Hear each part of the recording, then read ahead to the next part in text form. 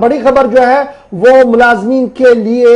شاید اچھی خبر نہیں ہے، کیونکہ گورنر انتظامیہ نے کل ایک اور بڑا فیصلہ لیا ہے۔ جموں کشمیر انتظامیہ کی جانب سے ایک بڑا فیصلہ، جہاں پہلے مرکزی سرکار نے ملازمین کے لیے ایک اعلان کیا تھا، ایک فیصلہ کیا تھا، وہی اب جموں کشمیر انتظامیہ کی جانب سے ایک نیا فیصلہ، جہاں پر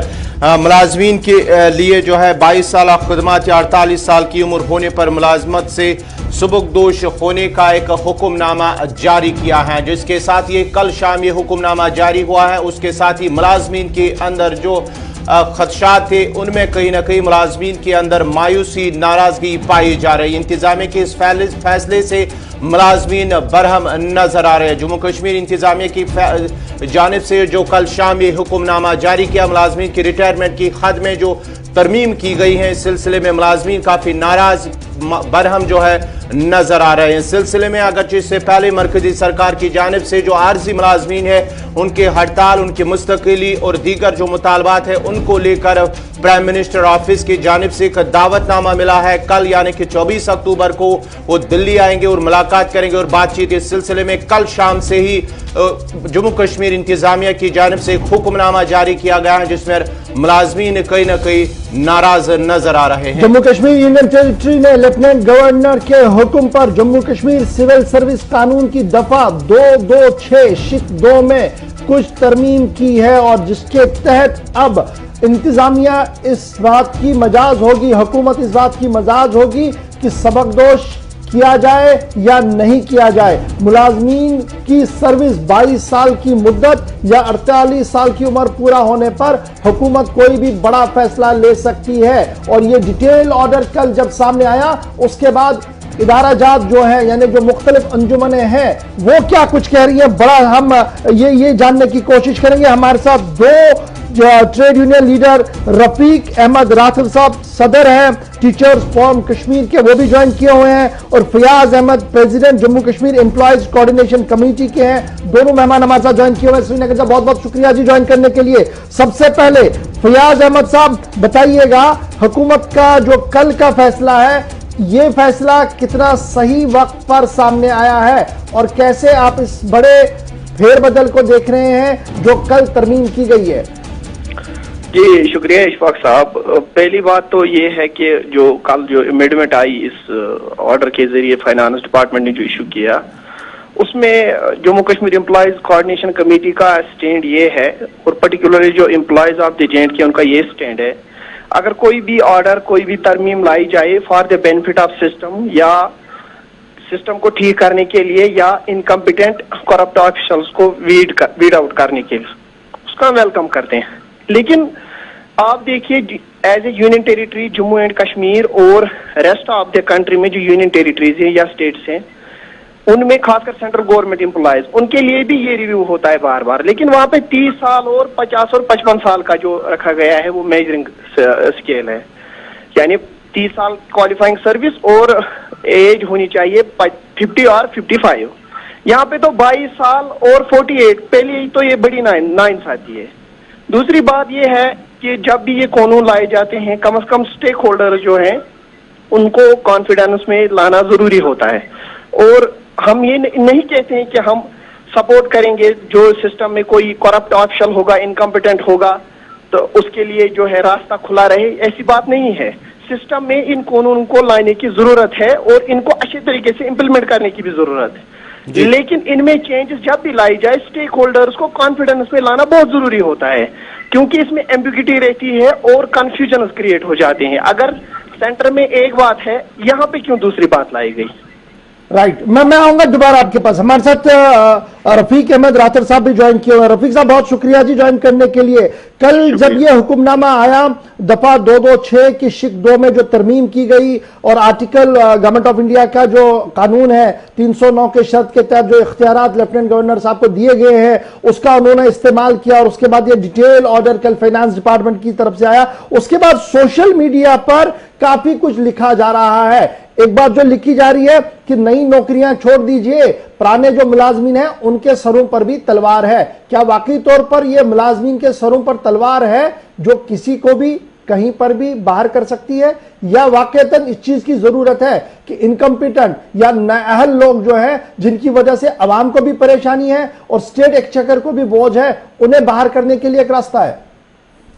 اشفاق صاحب آپ کا بہت بہت شکریہ، بڑے امپورٹنٹ ایشو پر آپ نے مجھے بات کرنے کا موقع دیا۔ میں اس آرڈر کو انتہائی افسوسناک کہتا ہوں۔ دیکھیں سوال یہ ہے کہ اس طرح کا آرڈر ایشو کرنے کی ضرورت کیوں پڑی؟ جی آپ 22 سال تک ایک آدمی کو دیکھ رہے ہیں، اگر وہ کرپشن میں ملوث ہے، مال پریکٹسز میں ملوث ہے تو آپ کا حق بنتا ہے کہ اس کو آپ باہر کا دروازہ دکھائیں۔ لیکن آرڈر میں ایسی کوئی بھی بات لکھی نہیں گئی ہے کہ وہ کرپشن میں ملوث ہوگا، مال پریکٹس میں ملوث ہوگا، صرف یہ کہا گیا ہے کہ اس کی پرفارمنس دیکھی جائے گی۔ اب مجھے یہ سمجھ نہیں آ رہا ہے کسی کی پرفارمنس کو چیک کرنے کے لیے آپ 22 سال کا وقت کیوں دے رہے ہیں؟ تو صاف ظاہر ہے کہ ایکچولی جو یہاں پر ملازم موومنٹ چل رہی ہے، جو ملازمین کے حوالے سے ہر روز ملازمین سڑکوں پر ہوتے ہیں اپنے مطالبات کے حوالے سے، اس آواز کو مزل کرنے کے لیے اور ان کی لیڈرشپ کو خاموش کرنے کے لیے اس طرح کا آرڈر پاس کیا گیا ہے۔ اور میں یہ سمجھتا ہوں کہ سرکار نے جلدی میں اس آرڈر کو پاس کیا ہے یا آنریبل ایل جی کو کس طرح سے بریف کیا گیا ہے تو مجھے نہیں لگتا۔ اور فیاض صاحب نے بڑی اچھی بات کی، اگر اسٹیک ہولڈرز کے ساتھ آپ بات نہیں کریں گے اس پر تو یہ افسوسناک ہی کہلائے گا۔ اور میں یہ کہوں گا اس پر کہ ہم کسی بھی صورت میں یہ ان ملازمین کو برداشت نہیں کریں گے جو کرپٹ ہوں گے، مال پریکٹس میں ملوث ہوں گے یا کام نہیں کرتے ہو، لیکن ان کے لیے آلریڈی ایک سسٹم یہاں پر ان پلیس ہے۔ نیا سسٹم جو آپ نے نیا ایس آر او جو آپ نے لایا ہے یہ صرف میں تو اس کو آربیٹری کہوں گا، اور صرف لوگ اور آپ ملازمین کو اپنے افسران کے رحم کرم پر چھوڑیں گے اور دوسرے لوگوں کے رحم کرم پر چھوڑیں گے۔ کوئی سکیل آپ کے پاس نہیں ہے کہ میجرمنٹ کریں گے کس کی پرفارمنس کیا ہے۔ لیکن جب ہم ماڈل کوڈ آف کنڈکٹ دیکھتے ہیں ملازمین کا تو ایک باضابطہ طور پر بنتا ہے ریکارڈ ان کا جس کو ایسیس کیا جاتا ہے ہائیسٹ لیول پر جب پروموشنز ہوتی ہیں یا ڈیو کوئی بھی چیز سرکار کی طرف سے دینا ہوتا ہے، تو کیا اس میں کوئی تغیر تبدیل ہوا ہے اس والے قانون میں بھی؟ بالکل ہوا ہے۔ آپ دیکھیں آپ نے آرڈر پڑھا ہوگا، اس میں لکھا ہے کہ جو A P R annual performance report جو آتے تھے کنسرنڈ آفیسرز کی طرف سے تو ان پر کوئی کاروائی نہیں ہوگی، وہ تو ویلیڈ ہی نہیں ہے۔ کہا گیا ہے کہ نہیں جو اے پی آر جو ہوں گے ان کے پرفارمنس رپورٹ ہے ان کو ہم کنسیڈر نہیں کریں گے، بلکہ الگ سے ان کی ایک پروفائلنگ ہوگی ملازم کی، وہ کیسے کیا کرتا ہے، کس طرح کا اس کا ویوہار ہے، اور اس طرح کا ایک طریقہ کار انہوں نے واضح کیا ہے جس کی کلیئرٹی نہیں ہے۔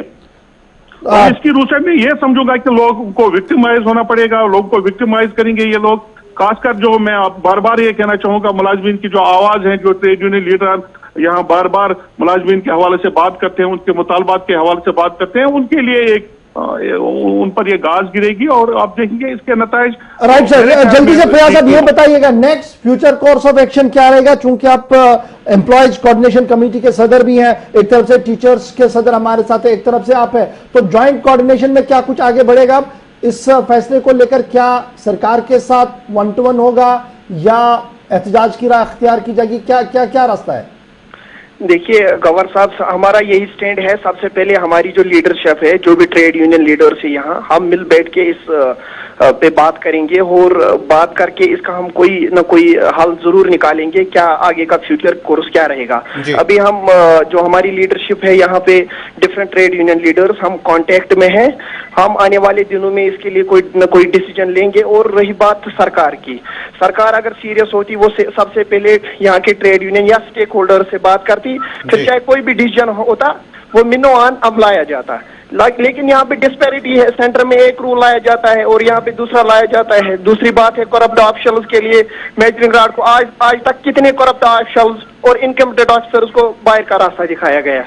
J&K کی ہسٹری رہی ہے، یہاں جب بھی کوئی کرپٹ آفیسر آیا یا کرپٹ انکمپٹنٹ آفیسر آیا یا کوئی بھی سرونٹ آیا، مجھے نہیں لگتا اتنا بڑا یہاں پہ لسٹ ہے جن کو باہر کا راستہ دکھائے گا۔ یہ افسوسناک ہے، اس پہ ہم بات کریں گے، اس کے بعد ہماری لیڈرشپ آگے کی ایکشن جو ہے وہ ہم لیں گے۔ بہت بہت شکریہ رفیق راثر صاحب، فیاض شاہ صاحب جوائن کرنے کے لیے بتا رہے تھے کہ سرکار کا فیصلہ صحیح بھی ہو سکتا ہے لیکن مذاکرات سے پہلے ہی یعنی ٹاک سے پہلے ہی بڑا فیصلہ سنانا شاید یہ یک طرفہ فیصلہ ہے، اور یہی وجہ ہے کہ کافی زیادہ سوالات ملازمین انجمنوں کی طرف سے اٹھائے جا رہے ہیں، اور مانا جا رہا کہ آئندہ کی حکمت عملی کو ترتیب دینے کے لیے بہت جلد اجلاس طلب کیا جائے گا جموں اور سری نگر کے اندر، جس کے بعد بڑا فیصلہ بتائیں گے ملازمین کی کس طریقے سے وہ انتظامیہ کے اس حکم نامے کو دیکھتے ہیں۔ تو یہ بڑی